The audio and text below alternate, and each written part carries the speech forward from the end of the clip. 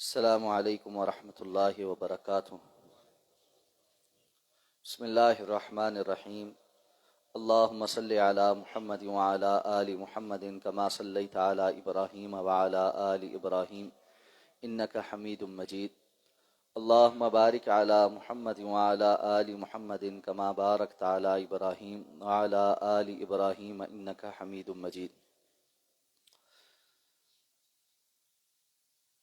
عن ابی ہریرۃ رضی اللہ عنہ قال اخذ رسول اللہ صلی اللہ علیہ وسلم بیدی فقال خلق اللہ التربة يوم السبت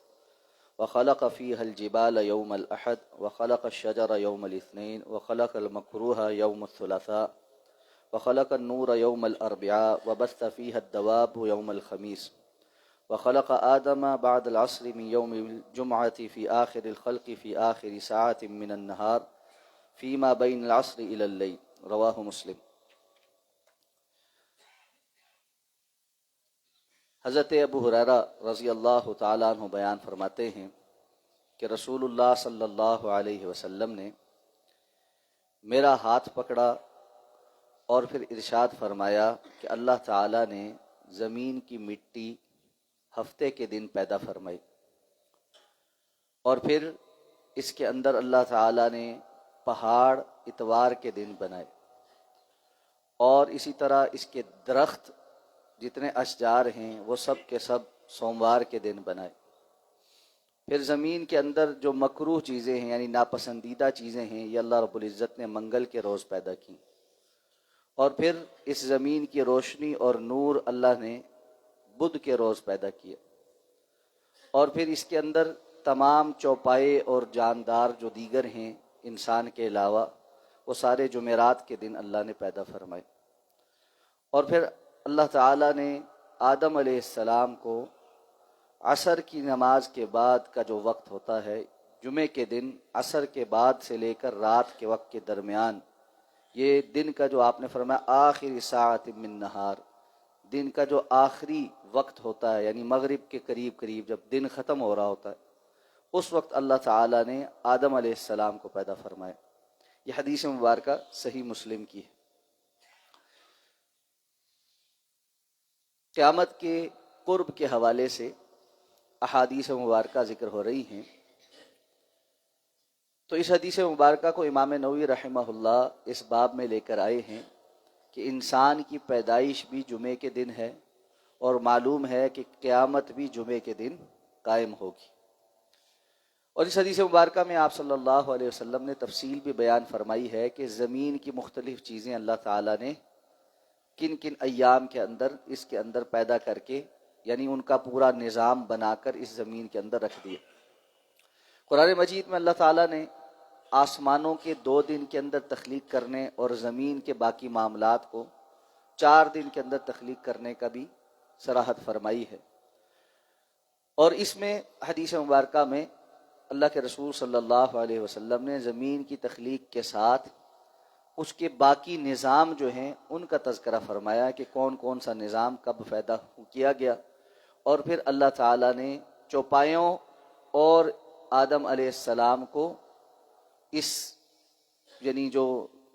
6واں اور 7واں دن ہے اس میں زمین کے اندر پیدا فرمایا۔ اس حوالے سے ایک سوال بعض لوگ یہ کرتے ہیں کہ اللہ تعالیٰ قرآن مجید میں ارشاد فرماتے ہیں کہ اللہ جب کسی چیز کا ارادہ فرماتے ہیں فَيَقُولُ لَهُ كُن فَيَكُونُ، تو اللہ اس کو فرماتے ہیں کن ہو جا اور وہ ہو جاتی ہے۔ تو پھر قرآن مجید میں بھی یہ صراحت کیوں ہے اور حدیث میں بھی یہ صراحت کیوں ہے کہ اللہ تعالیٰ نے آسمانوں کو 2 دن میں اور زمین کو اور اس کے نظام کو 4 دن میں بنایا ہے؟ اللہ تعالیٰ چاہتے تو یہ سارا بھی کن کہتے اور وہ ہو جاتا۔ ہمارا اس بات پر ایمان ہے کہ اللہ تعالیٰ چاہتے اور وہ فرماتے کہ کن فیکون، تو اللہ نے فرمایا ہے جب اللہ کسی چیز کا ارادہ فرماتے ہیں اس کو صرف یہی کہنا ہوتا ہے کہ وہ ہو جا اور وہ ہو جاتی۔ لیکن اللہ تعالیٰ نے آسمانوں اور زمین کے حوالے سے ایسا نہیں فرمایا۔ اب ہم اگر اس ترتیب کو دیکھیں کہ آسمانوں کا نظام زمین کے مقابل بہت بڑا ہے، یعنی 7 آسمان ہیں، اور انہی آسمانوں میں جنت بھی ہے، جہنم بھی ہے، باقی سارے معاملات بھی ہیں، اور صحیح حدیث کے مطابق آپ نے فرمایا کہ ایک آسمان سے دوسرے آسمان کے درمیان اتنا ہی فاصلہ ہے جتنا دنیا اور آسمان دنیا کے درمیان ہے، یعنی اتنا بڑا خلا، اتنی بڑی سپیس ہر آسمان کے درمیان موجود ہے۔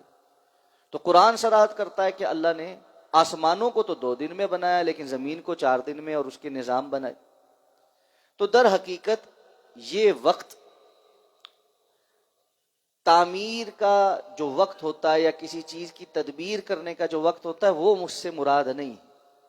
جس طرح ہمیں کوئی کام کرنے میں ٹائم لگ جاتا ہے، اس چیز کو مکمل کرنے میں کوئی وقت لگ جاتا ہے، اس لیے کہ ظاہر بات ہے ہماری کیپیسٹی اور ہماری صلاحیت محدود ہوتی، جبکہ اللہ رب العزت کے متعلق یہ ایمان رکھنا کہ نعوذ باللہ اللہ کی صلاحیت محدود تھی، جس وجہ سے اللہ کو یہ وقت لگ گیا یہ پیدا کرنے میں، یہ تو کفر ہے۔ اللہ رب العزت کی صلاحیت، اللہ کی صفات، وہ تو کسی بھی قسم کے نقص سے پاک ہیں، اس لیے یقیناً ایسا نہیں ہے کہ یہ وقت اللہ رب العزت کو اس وجہ سے لگا ہے کہ وہ کام ہونے میں دیر ہو رہی تھی یا وہ وقت لیتا تھا، بلکہ اللہ تعالی نے ایسا چاہا، اس لیے آسمانوں اور زمین کی تخلیق میں یہ 6 دن لگے، وگرنہ اگر اللہ رب العزت کلمہ کن سے پیدا کرنا چاہتے تو کلمہ کن سے بالکل ہو بہو اسی طرح پیدا کرنے پر قادر ہیں۔ اب یہ مصلحت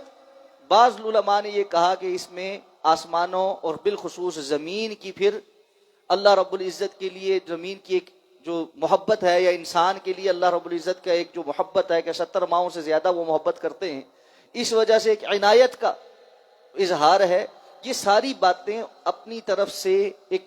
توجیہ کے طور پر بیان کی گئی ہیں، کتاب و سنت میں اس کی کوئی دلیل یا کوئی توجیہ یا حکمت نہیں بیان کی گئی، اس لیے اصل وہ ہے کہ کتاب اللہ اور سنت رسول اللہ صلی اللہ علیہ وسلم میں جو بات تفصیل کے ساتھ جس طرح آ جائے اس پر اتنا ہی ایمان لانا، تو یہ بھی ان غیبی امور میں سے ہے جو اللہ نے اپنے پاس رکھا۔ اگر اللہ تعالیٰ چاہتے تو اس کی حکمت بھی واضح فرما دیتے کہ اللہ نے کیوں فی 6 ایام 6 دنوں کے اندر کیوں پیدا کیا، لیکن اللہ رب العزت نے اس کی وضاحت نہیں فرمائی، صرف یہ فرمایا کہ اللہ نے 6 دنوں کے اندر پیدا کیا، اللہ کے رسول نے اس کی تفصیل بیان کر دی، فلاں دن ایسے ہوا، فلاں دن ایسے ہوا، لیکن اس کی توجیہ نہیں بیان فرمائی۔ تو ہمارا بھی ایمان یہ ہے کہ جیسے اللہ نے بیان فرما دیا ویسے ہی اللہ نے اس دنیا کو، اس کائنات کو تخلیق فرمایا، اور پھر اس میں بھی ہمارا ایمان یہ ہے کہ ظاہر بات ہے اللہ کے ہاں دنوں کی ترتیب وہ نہیں ہے جو ہم اس دنیا کے اندر رہتے ہوئے دنوں کی ترتیب یا اس کا جو ایک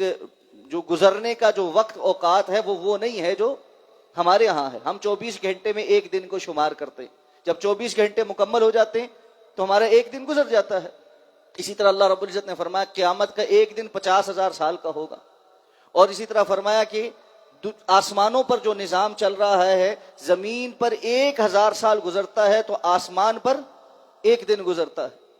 تو اس کی ڈائمنشنز اور اس کے معاملات وہ اور ہیں۔ تو جب ابھی کچھ بھی نہیں بنا تھا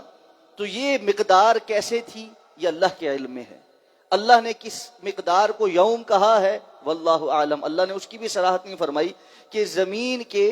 حساب سے کتنے 1000 سال گزرے تو وہ اللہ کا ایک دن تھا، اللہ رب العزت نے یہ وضاحت نہیں فرمائی، اس لیے کہ وقت بھی اللہ کی مخلوق ہے،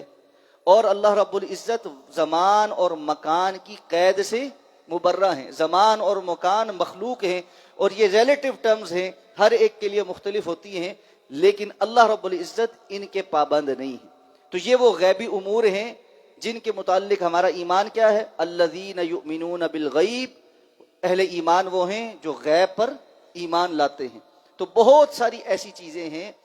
جو تمام تر ترقی کے باوجود فی الحال انسان کی سمجھ سے بالاتر ہیں،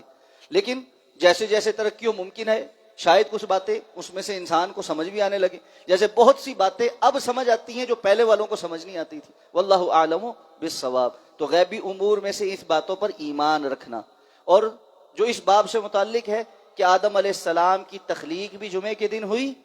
اور قیامت بھی جمعے کے دن قائم ہوگی۔ اللہ ہمیں سمجھ کر عمل کرنے کی توفیق عطا فرمائے۔ سبحانک اللہم و بحمدک، نشہد ان لا الہ الا انت، نستغفرک۔